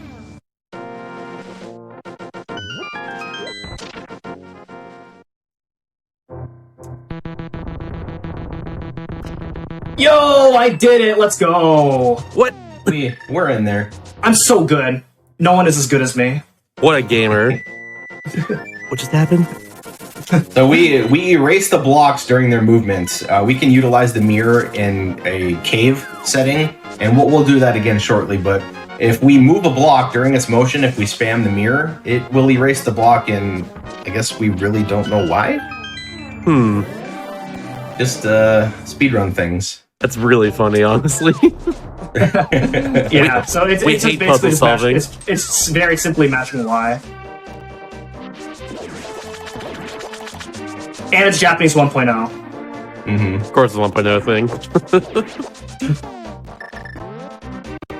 Now we get Bombos, the coolest medallion in the game that never gets used. Oh, I was a pixel off. Okay.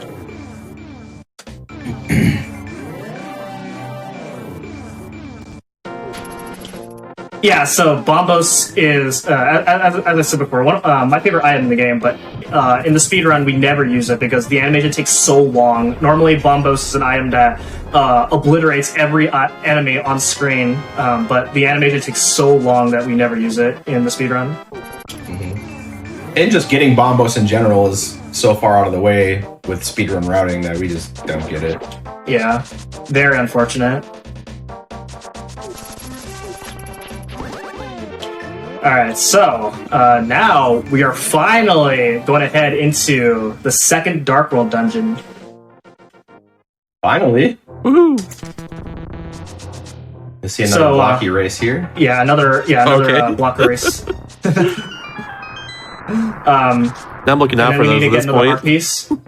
What's that? Now I'm just looking out for those at this point. The block eraser racing. That's actually so the last funny. point. No. But yeah, so we're gonna get a heart piece, and then we're gonna go into Swamp Palace. So Swamp Palace is the second Dark World dungeon, and because we're doing it as our sixth dungeon, we are very much over-equipped, which means you're not going to die in this dungeon. It is so essentially after doing all those really difficult dungeons up until this point, this is a nice breather point of the run. Yeah, the enemies here don't do a lot of damage, so they can add up over time if you kind of get knocked around. There's just a lot of little enemies, Tektites, and little bubbles that hit you, but nothing to be too concerned about. Yeah, so basically, essentially, I'm just filling some of the rooms with water, going around, grabbing keys, eventually getting the big key, and then eventually the item of the dungeon, the hookshot. This would be a good time for Shasta to make any announcements if he has any. I don't think I have any more right now, but you can plug yourself right now if you want to. You know, what do you do on your stream? What do you like to do? On a good week, I would stream about a few days a week, and I do Zelda speedruns such as this game, Link's Awakening: A Link Between Worlds, as well as the new Super Mario Bros. Games. So that's and then every once in a while I do online multiplayer streams with some of my friends on Smash Bros. And Mario Party. Oh, it's always fun. Yeah. Smash Bros. My jam, absolutely. There we go. Get a little plug in chat as well too. How about you, Fricker? What do you do on your stream? I do quite a bit of different speedruns. Obviously, Zelda's my main speedrun, but I dabble a little bit into RPGs, like a few of the classic Final Fantasy games and whatnot, but mainly stick towards Zelda. Nice, nice. Link to the Past, Zelda 2, a little bit of Zelda 1. We played you're talking about classic RPGs. You're talking about like Chrono Trigger, like Final Fantasy, like 4 and all that. Yeah, Final Fantasy 4, Final Fantasy 6. I played 4 recently on DS. That game's really cool. Oh yeah, the classic Final Fantasies have been remade so many different times. It never gets old. The game is so good. It really doesn't. Like it's a lot of fun to say the least. The cutscenes, especially in the remake for DS, like, and it's also the same deal in the Steam version because it's ported from that. Just absolutely fantastic. They really are. Yeah, it's so sure. cool.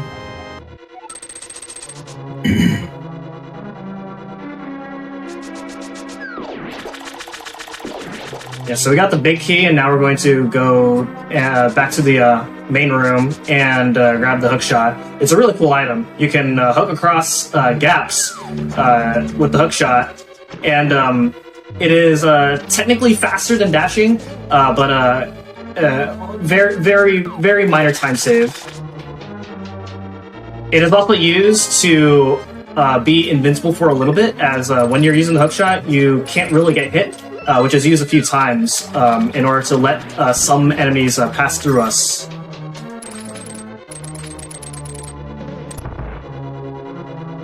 You'll actually see M-Chan do something here called a hook dash, where he uses that item dash with the hook shot to push the statue. It gives him kind of a weird walking state, but allows us to immediately pick up that pot that's covering the switch. Yeah, you have to grab it twice in order to actually pick it up, normally. So, about a few frames that you save there. All about saving frames. Gotta see those frames. Yeah, even when we're about an hour and a half into the run, we're still hungry for the frames. Here's a little part that some people get stuck on when playing this game. So you can go behind that waterfall, and it's actually further into the dungeon. The gaming classic right there. Yup.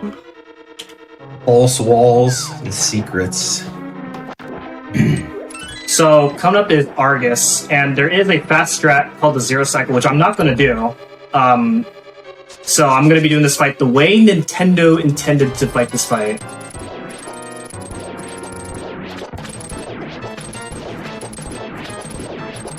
Yeah, the fast cycle pretty much depends on Argus's RNG, if it's fast or slow, and being able to hit hook dashes quickly and correctly. And then you can also use a... Yeah, so essentially you item dash with the hook shot, and then you'll be in this this state where you can like the puffball. You can just grab the puffballs and just defeat them really fast, and you can defeat all the puffballs before Argus does his attack. But it saves 6 seconds, but it's random whether you get the Zero Cycle or not, because Argus is charged into you right away, and then you don't get the Zero Cycle anyway. Definitely one of the harder tricks or strategies for a quick kill on a boss. Takes a lot of practice. Definitely. So now that is 6 crystals now down, and before we get to the 7th dungeon, this is another long stretch without collecting items before heading into the next dungeon. There is a couple tricks to explain as we get the rest of these items.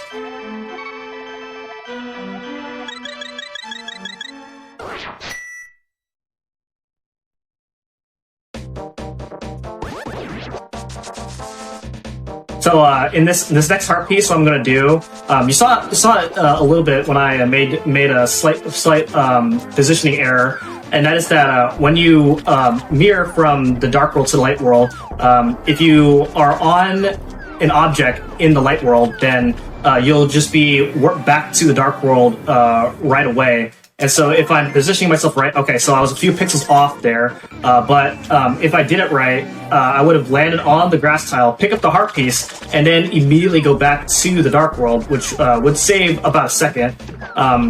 Didn't get it that time, that's okay. And then the next trick to talk about is bomb duplication, or bomb dupe for short. So the Link's house in the dark world is the bomb shop. And in the bomb shop, there is a big bomb when you complete Ice Palace and Misery Mire. And so normally you're supposed to take the big bomb to the pyramid, and you have to go all the way around in order to achieve that goal. But I'm going to be doing a trick where if I set the bomb down right after buying it, and screen transition right as soon as it explodes. Oh man, come on. Right as soon as it explodes, then I can keep the bomb into the next screen.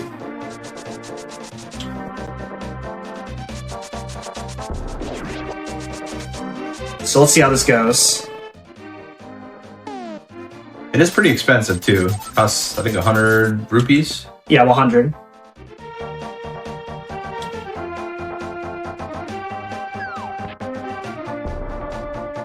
Nice. Beautiful. We're gaming.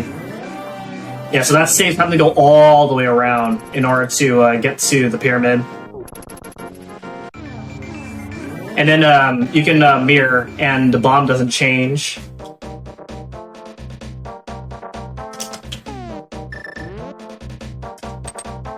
We're in So, there. and then now that I blow up use the big bomb over at this part, I'm going to throw my sword into the fountain, which will upgrade our sword to the final sword upgrade, the gold sword. It's going to be our strongest sword of the game.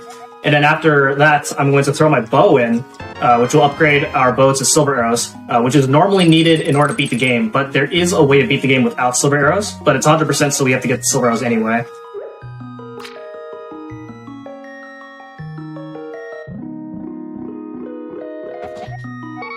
Yeah, normally in an NMG run, being able to defeat Ganon silverless, I want to say, doesn't it save about like a minute or something like that?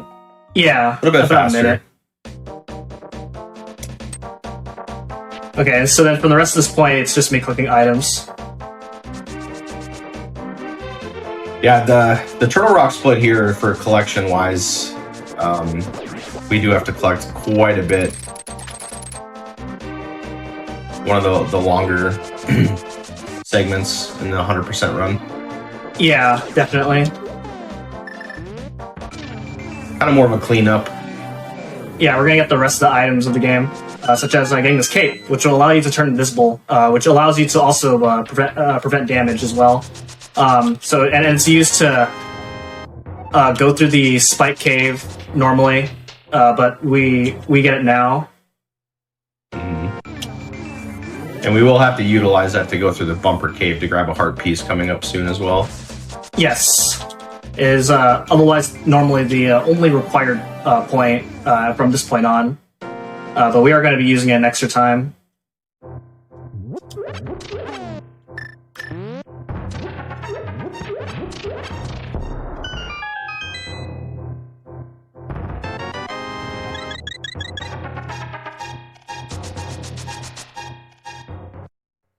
Yes, 100% does include armor upgrades. We skipped the blue mail because later on there is the upgraded armor red mail in the last dungeon that I can get, and part of 100% is if I can get the highest tier without having to get any of the any other variation tier, then I'm allowed to skip any lower tier item.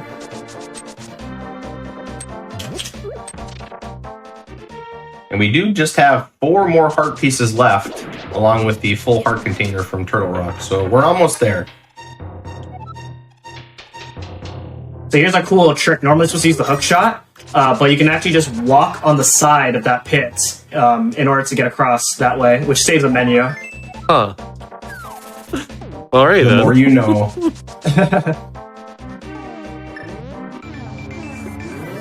Yeah, pits have some pretty strange properties when they're against a wall like that. And this gold sword that we got is so powerful, we can just bonk into a tree and just completely destroy it. Just hollow it out too. What the heck? Yeah, this heart piece is available after you defeat Aghanim. Those normally the lumberjacks are cut in the tree, and then they're finished cutting the tree after you defeat Aghanim. Okay, so one more item before heading into Death Mountain, which is we go all the way to Lake Hylia, and we're gonna get the Ice Rod. Very far out of the way item, and it is a required item.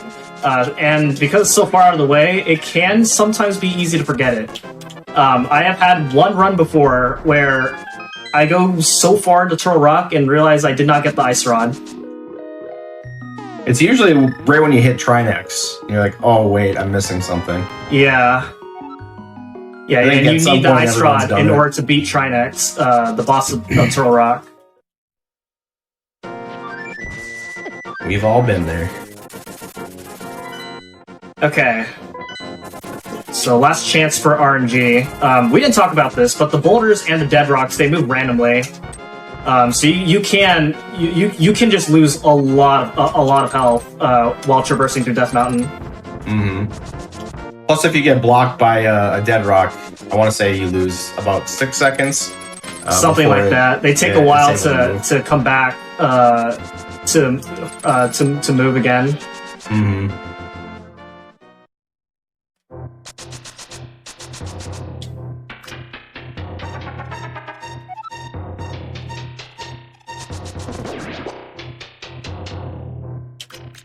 Alright, so heading into Turtle Rock, there is a bit of a puzzle where you have to hammer the pegs in a specific order. The puzzle is really easy. Oh, and also Hookshot can get super speed just like that, which is much easier than setting up the spin speed method. Yeah, there's a lot of ways to get super speed in this game.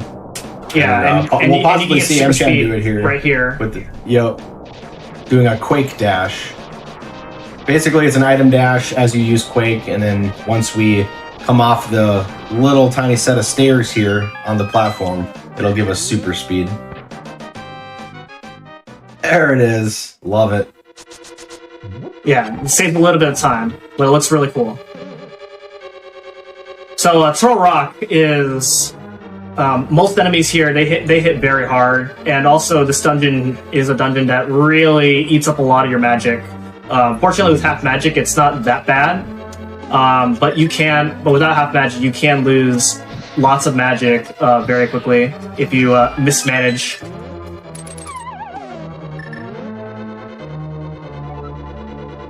So there's a cool strat in this next room with the hook shot in this room, but since we have the cape, we can just use it to go through these rollers. Boy, I wish we had that availability in MMG. Looks so much easier. It is definitely easier.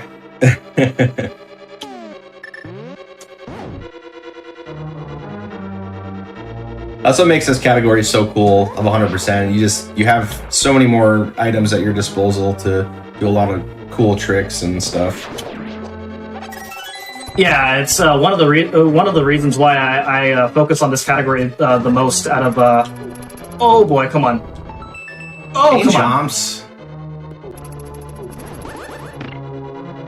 They don't belong in this game. All right, we're out of here.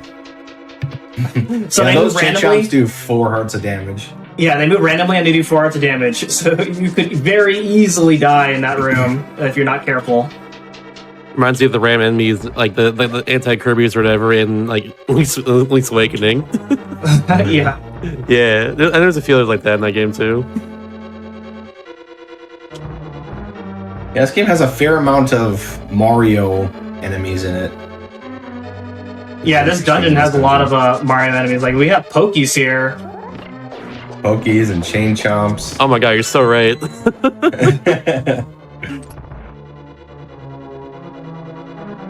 So these Pokies have 4 different movement patterns, and there's a strategy for every movement pattern for the Pokies that runners tend to memorize.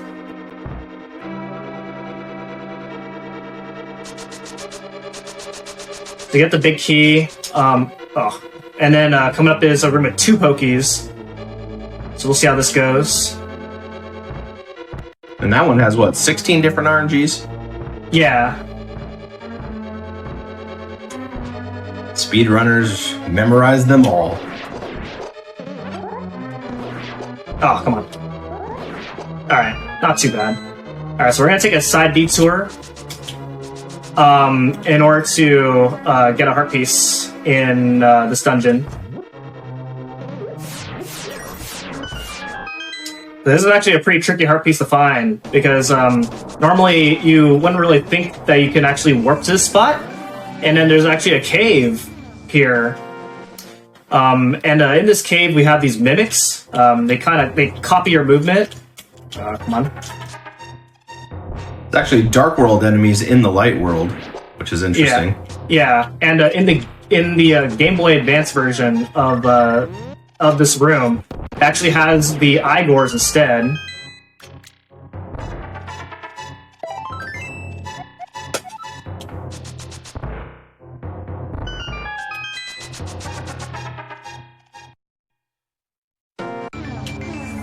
And then we get blessed with a mirror shield. Yeah, so as soon as we get to the second part, we're going to get the mirror shield. So there is actually a lower tier item called the red shield, which we never get because we can get the mirror shield. And the mirror shield is normally required, but there is a way to go through this dungeon without the mirror shield. It essentially what it does is it allows you to block beams. And there is a key in later on in the dungeon where it's like a bunch of lasers, and the mirror shield can block those lasers.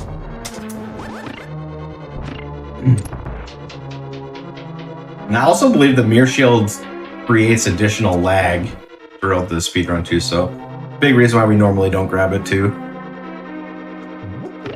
So this room looks really complicated, but I've done this room several times. I know the path. It's just pretty much moving in a few different directions, and that's it. Yeah, you can get lost really easy if you end up taking the wrong direction. Alright, so here's the laser bridge. So I have the mirror shield, so I can just go right through, and there we go. The front of the laser the laser has a very small hitbox. So you saw that I was able to just move slightly out of the way and not get hit.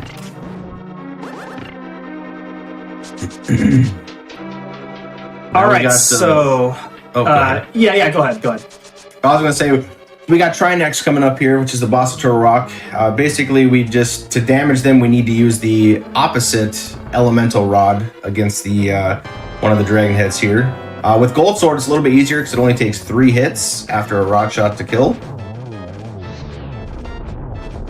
And then we will switch items in between, because if it's during the explosion animation, we are unable to menu. And now it's just a well-placed and timed spin and 1 slash afterwards, and just we are done with this boss. Yeah, Beautiful. So very easy in with the gold sword with 3 slashes. Otherwise, with the tempered sword, it's like 5 slashes, and then a lot more hits if you're doing the low percent category with just the massive sword. Yeah, then you'd have to do a combination of sword spins and hammer hits and rod shots. Yeah. Magic gets very scarce at that point. So we finally saved Zelda. We saved Zelda twice in this game. The things we do. And we are coming up on a collection of our last few items here. Yeah. So just need another heart piece as well as an armor upgrade.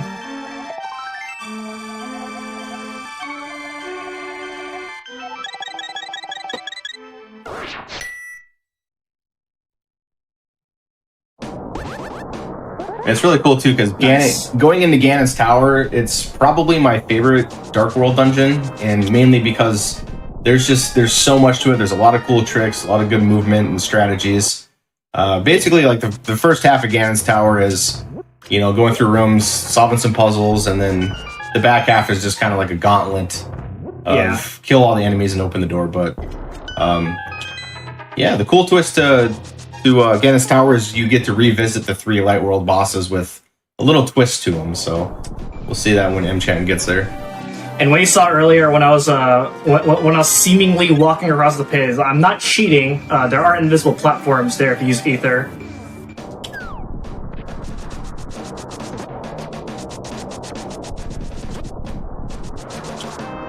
But yeah, so Ganon's Tower is a very in-depth dungeon.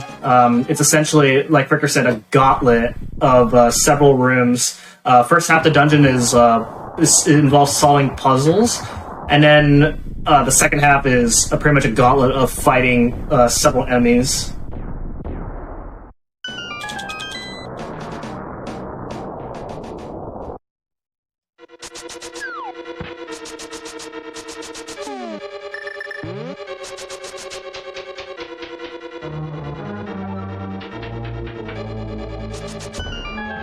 We're gonna grab this key and grab this other key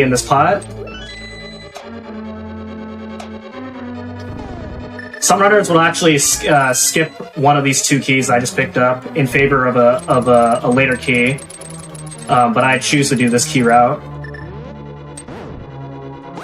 Yeah, it's a little safer and easier. Yeah.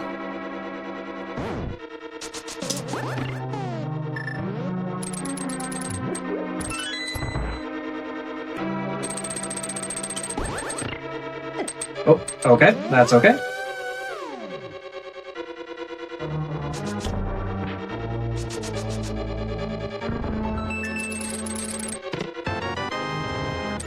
Yeah, you saw me walk through those fire snakes. The front of the fire snakes has a hitbox, so I was able to walk through some of those fire snakes.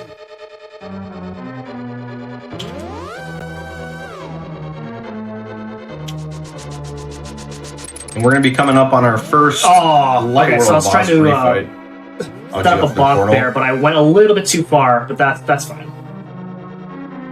So we get to refight Armos again. The twist on this one is it's Armos on ice, which sounds a little bit harder, but mainly because we have the silver arrows, the fight becomes a lot more trivial. We only need to put one arrow into each Armos instead of 3 like previously.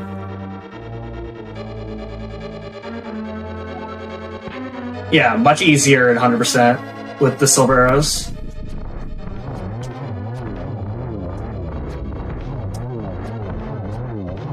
Very nice. So we get the big key, and normally you warp out of here in order to go back to the beginning of the dungeon to start the second half of the dungeon, but we're gonna go take a little bit of a detour here. I will tell you the amount of times that I killed Ice Armos and mirrored and forgot the red mail. Oh my god. So many times. Yeah, so this is the red mail. The red mail is the essentially 4 times defense. So and with 20 hearts, we're sitting pretty. Yeah, we are very, very. I would say completely safe, but safe enough. They're protected, if anything. Mm-hmm. Yeah. These mimics are also a lot easier with silver arrows. And the mirror shield. Yep, and the mirror shield to block the fireballs. But now we're climbing Gannis Tower, so you get to see all the rooms that are basically gauntlets of traps and enemies.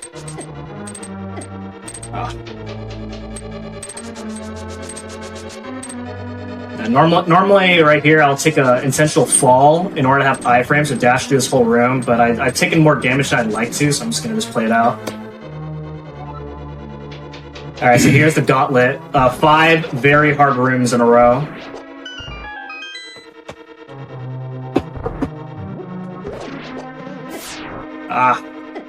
Oh my goodness. And each room just gets progressively harder. More enemies, conveyors, BMOS. Then they add ice. And spikes. Man. Okay, that one went well. Okay, there we go. Alright, and then come up as Landmolas.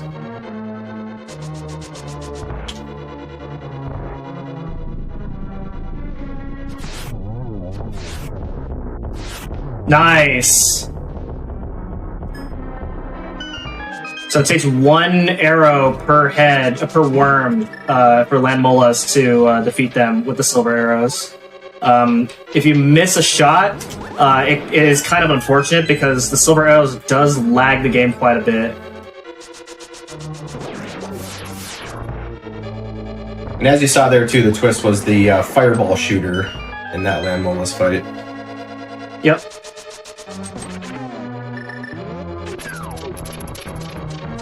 So with half magic, I can aggressively use Fire Rod for these next 2 torture rooms.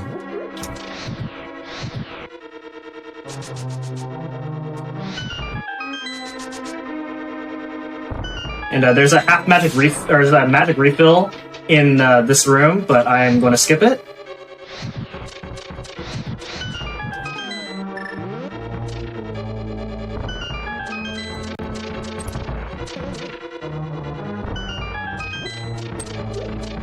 And coming up is Moldorm round 2. Really easy. You have more room to fight him. There is a way to skip this fight, but it's very hard to do. Saves 6 seconds if you get a first try, but loses way more time if you fail it. So I'm just gonna do the fight normally.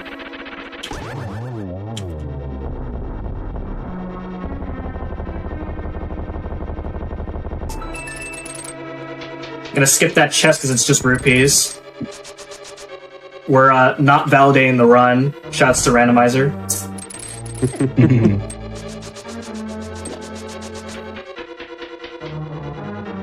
All right, and now coming up is Aghanim round 2. So he's gonna clone himself into 3 different clones, and we have to shoot energy shots at the real Aghanim. And if you're really good, you can get a 2-cycle, but it's random whether you get the 2-cycle because on the second phase he can give you a blue ball. This is a very hard fight because you have to have really good geometry in order to hit all the energy shots into him. Ooh, that was a really good last phase. Nice. Damn, a triple, nice. Yeah, it's really hard to get the triple.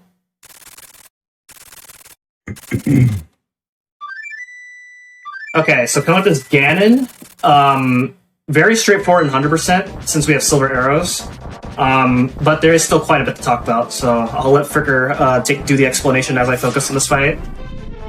So Ganon has 4 phases. Like Amchan said, it's going to be a little easier with the gold sword. We only need to hit him 6 times. But in phase 1, he just basically teleports and throws his trident. So once we have the 6 hits in, he's going to start his phase 2. I'll hold off on that for a second once we get there. Yeah, and the damage doesn't carry over for each phase. Right. But I like to hit him extra times just because it's fun. So this is phase 2, the bat or the ring of bats phase. Another 6 hits, we'll get through that and start phase 3, where he teleports across the room and then does a stomp, basically eliminating one side of the arena. So we got to do this 4 times until he eliminates the tiles around the arena. Once we get through that, he's going to teleport and the torches are going to go out. We're going to utilize a Japanese 1.0 exclusive glitch here, where we're going to hit the torch glitch. Oh, and we couldn't get it, but that's fine. Yeah.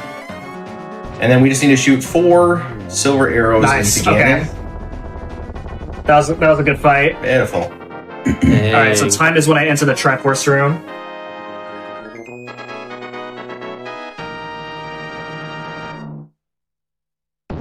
Time. GG. Nice, GG's. Good Thank you. Yeah, so my timer says 150.13. So that was a really good run. I'm really happy with that. Yeah, decent RNG in the mini games, and I think it was 4 blue balls, so not terrible, but overall it was a very clean run. So. Yeah. The first half of the run kind of started off a little bit rough for me. Recovered towards the end. There were a few things that didn't quite go as well as I want, but overall, I had a lot of fun with this run. It was a blast to watch, honestly. Yeah, thank you. I like to give a shout out to Shasta for inviting me onto the show. This is a I've been wanting to run Link to the Past on GDQ ever since I found Cypher's AGDQ run 2012 run way back a long time ago when that run got me into starting to play this game and speedrun the game. Since then I've been wanting to showcase this game on GDQ, and so I'm really when Shasta invited me onto the show to run this game, it was a very exciting opportunity for me. Happy to help, honestly. It's nice to have you, and this run's always fun to see, honestly. Yeah. Link to the Past is a great game. Yeah. If this category looked really interesting, or if the category looked the RNG is very unfortunate, but there are several other different categories for Link to the Past, and there's tons of great resources. So if anybody's interested in getting into this game, the community is really awesome. So we could use a bit more runners. It's a very competitive 2D Zelda community. And also shoutouts to Fricker for hanging out with me on commentary. Had a lot of fun. Yeah, thank you so much for allowing me to commentate your run, and thank you for GDQ for having us on. Heck yeah, absolutely. Any final plugs right here as well? Twitch.tv/mshanty38. Again, I stream about a few days a week with Zelda and Mario speedruns. Yeah. What about you, Fricker? I'm okay. Okay, sure, for sure. Well, in that case, that'll be a conclusion of this episode of Do All the Things, so thank you all for watching. After this, we have a Sonic special of Etchy. Would be Sonic Frontiers, Sonic Adventure 2 Battle, and Sonic Dream Team, the latest Sonic game release. So stick around for that. And then at the end of the stream today, of course, we also have Yoshi's Woolly World. That'll be a fun run to watch as well after all that. But yeah, stick around. We're not done yet with GDQ Hotfix. We got more exciting games after this, so we're back in a bit with that. But in the meantime, that's it for me. Thank you all for watching. I'll see y'all around. Thanks for having us. Thank you.